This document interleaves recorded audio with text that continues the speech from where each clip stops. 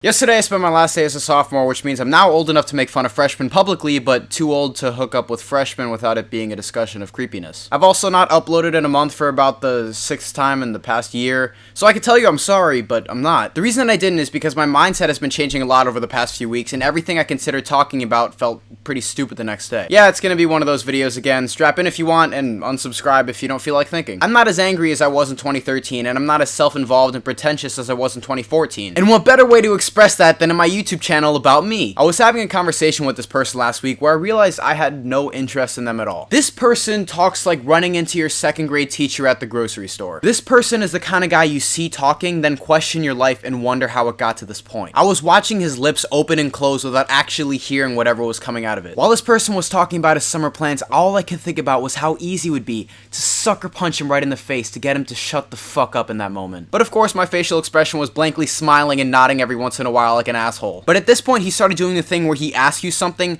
just so he can say what he thinks about that something. So did you catch the new Avengers movie? Yeah, well, I was actually thinking about maybe... Yeah, well, I saw it, and it wasn't even close to the way it was in the first one.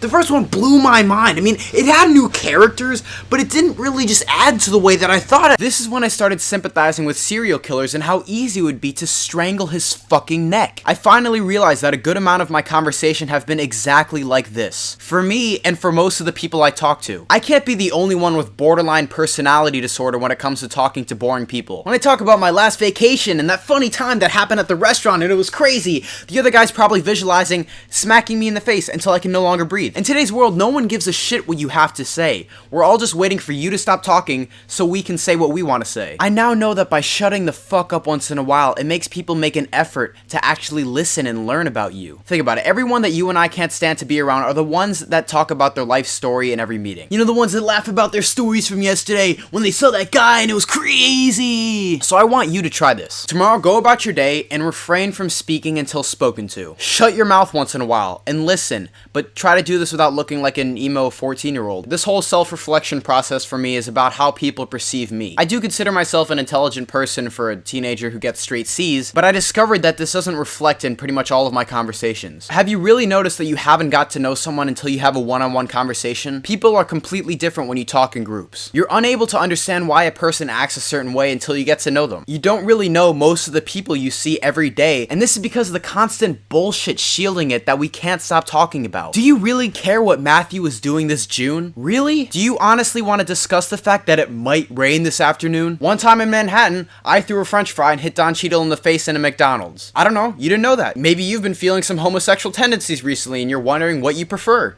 I don't know. Let's talk. Let's find out. The impression you give off to someone is solely based on the way you speak. And it's how most of you are insecure young men with bad haircuts who are going to get their first jobs pretty soon take this into consideration. Who knows, the next person you might speak to could be a serial killer.